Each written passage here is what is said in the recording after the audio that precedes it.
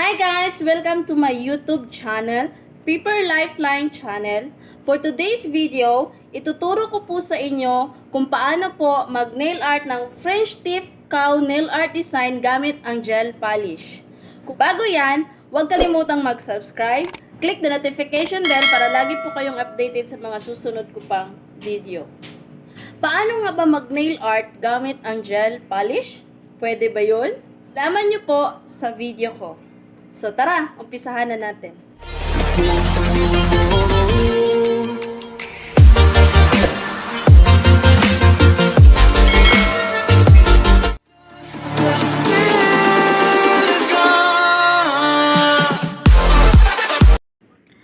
So guys, meron na tayong nails na natapos. Nalagyan ko na to ng prep, primer, at saka base coat ng gel.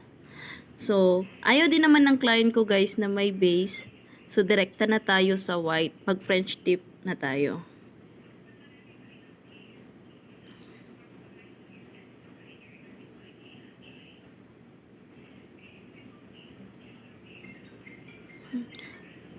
Ang gamit ko palang gel guys is Miss Gel.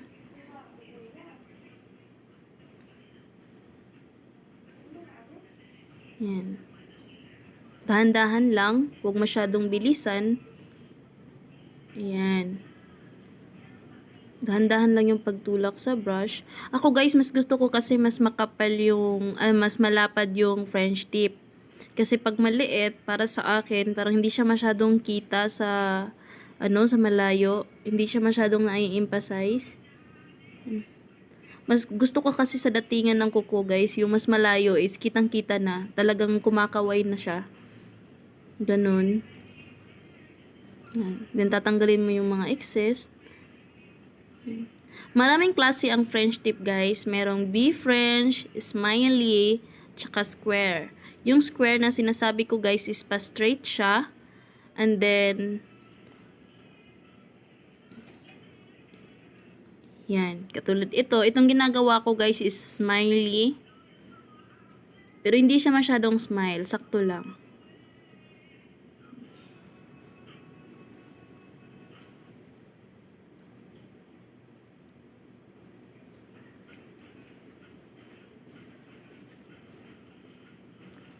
Dahan-dahan lang sa pagtulak. Yan.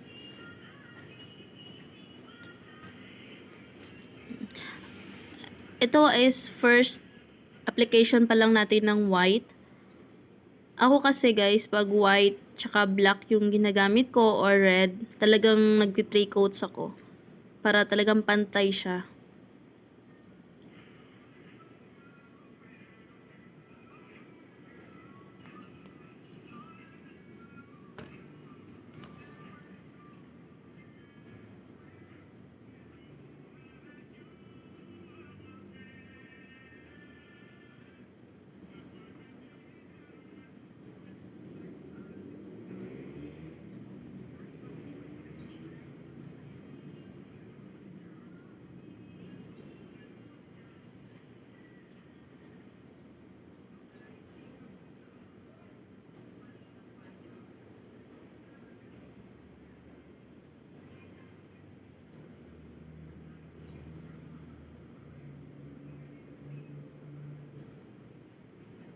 Yan, din tanggalin yung excess. Gilid-gilid, side by side. Gumamit kayo ng orange wood stick pag nagtatanggal kayo ng excess. Then, second coat. Mag-proceed tayo sa second coat, guys. Yan. Paulit-ulit lang naman yung gagawin mo eh. Tsaka, yung mas mahirap kasi sa French tip, guys, yung first application. Kasi, gagawa ka pa lang ng ng susundin mong line eh. Pag second coat, madali na lang kasi talaga ifa-follow mo na lang yung ginawa mo sa first application.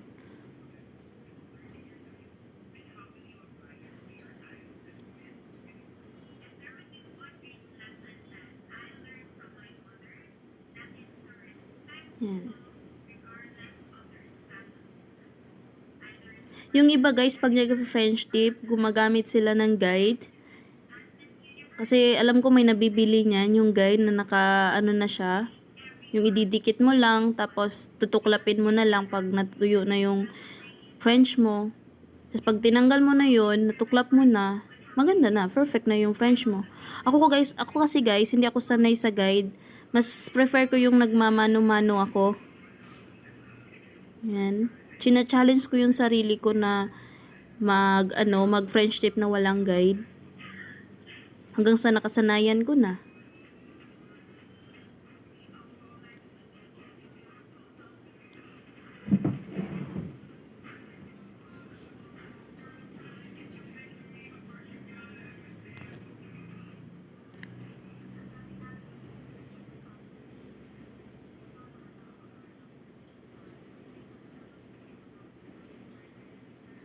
Then, after nito, magte-third coat tayo. Third application. Yung white. Talaga yung white niya, litaw na litaw. Kung nakikita nyo, mas gusto ko yung litaw na litaw yung white. Yung hindi na nakikita yung original na nail sa ilalim.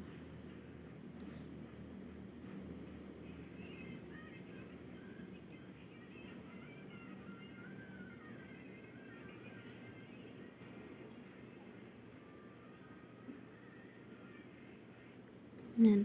Ang pinakamabilis na part is yung third coat eh. Kasi ano na eh, parang wala na. Anuhin mo na lang, papantayin mo na lang siya kung saan yung tingin mo eh, may kanipisan pa. Yun.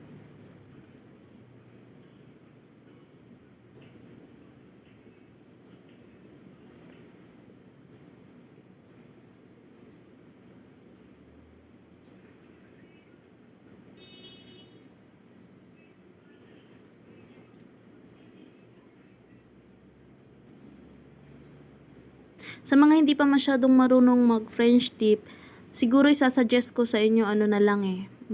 Bumili na lang kayo ng guide. Alam ko may nabibili niyan para ano.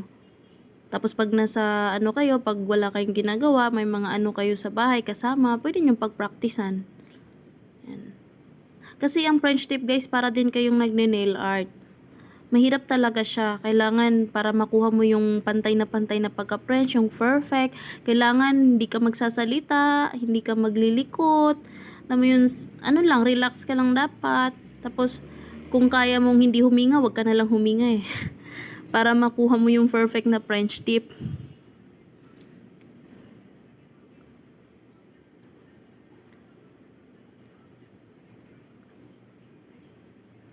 Ayan.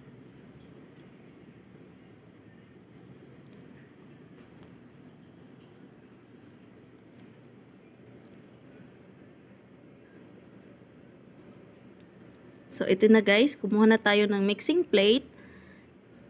Then, kasi cow naman ang gagawin natin guys. So, nakalagay ako ng blue, sorry. Ang gagamitin pala natin is black. Ayan, black.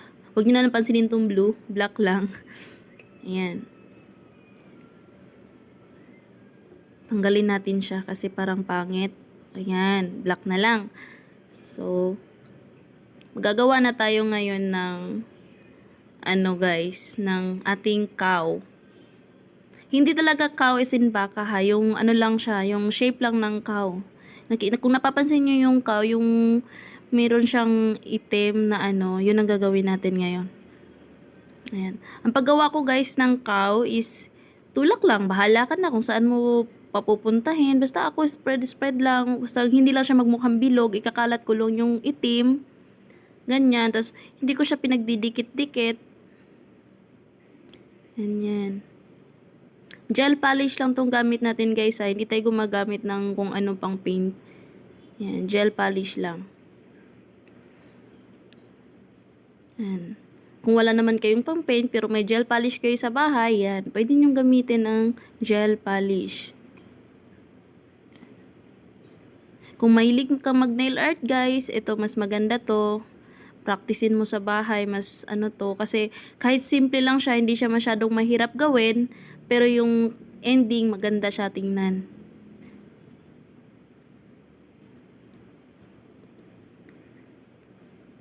Yan.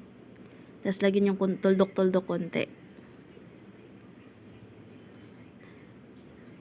Ba.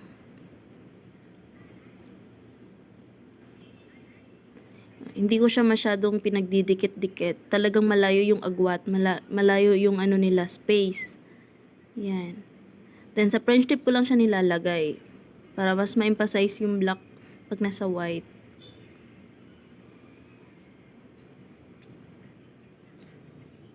Ayan.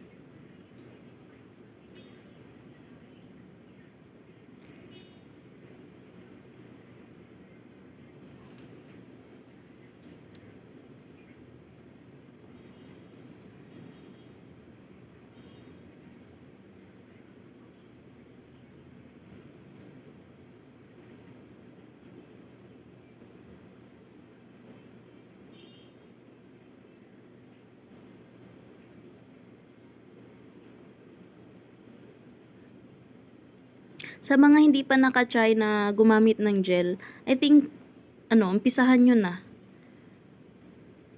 Kasi mas maganda rin ang gel gamitin eh. Kasi talagang maganda yung texture niya. Yan. Tsaka sa mga ganitong design, hindi siya mahirap ilagay. Hindi siya masyadong mahirap pantayin. Yan, tapos na tayo. So, maglalagay na tayo ng stone. Lalagyan natin siya para mas magmukha siyang elegante tingnan. So, pumili tayo ng stone. Yan. Mas gusto ng client ko guys is white stone. Yan. Doon tayo sa maliliit na stone.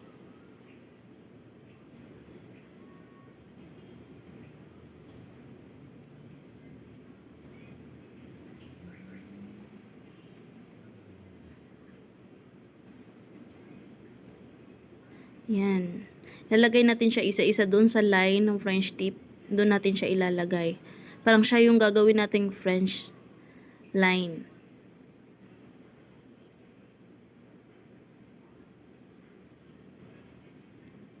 Pagpasensyaan nyo na guys, minsan matigas yung pagkakabigkas ko ng words ko kasi kung hindi nyo pa alam guys, dakom Bisaya gid.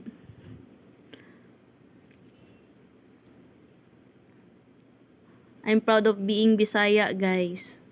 Pero kailangan kong itagalog yung ko kasi para maintindihan ng marami. Kasi meron ding iba na hindi nakakaintindi ng Bisaya. Pero may mga Bisaya din na nakakaintindi ng Tagalog. Kaya mas pinili ko na lang mag-Tagalog.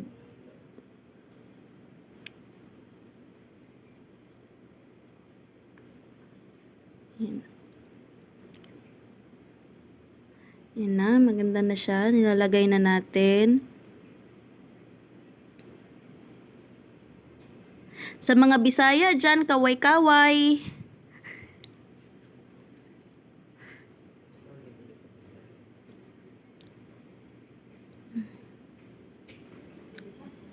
Sa mga Mandayan, kumusta? Yagauno ka mo?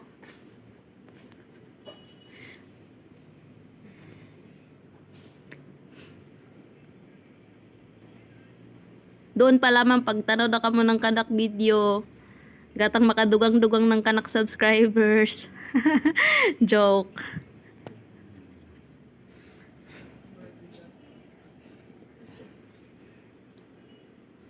So ayan guys, nakagawa na tayo ng French tip, 'di ba? Simpleng lang siya pero ang gara, elegante na. Ayan. Kung isa ka rin na gustong maging nail artist katulad ko, siguro dapat umpisahan mo na ngayon, girl. Dapat mag-start ka na. Kahit wala ka pang mga ganitong gamit, kahit wala ka pang stone or kung kahit ako kasi guys nagsimula lang ako sa sa ordinary polish. Yun ang pinagpraktisan ko paano mag nail art. Hanggang sa nagtagal naging madali na lang sa akin kasi nasanay na ako, nakuha ko na yung stroke na dapat kong gawin, ganun.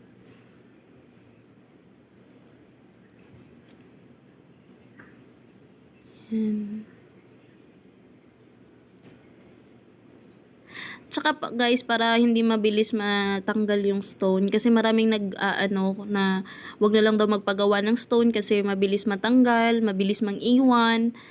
So, mas pinili na lang nila na more painting na lang.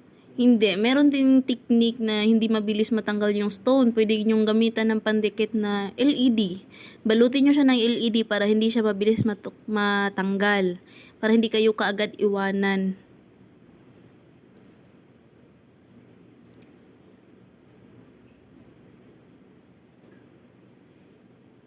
Kahit nail art man lang natin guys, kahit yung stone man lang, wag tayong iwan. Charot.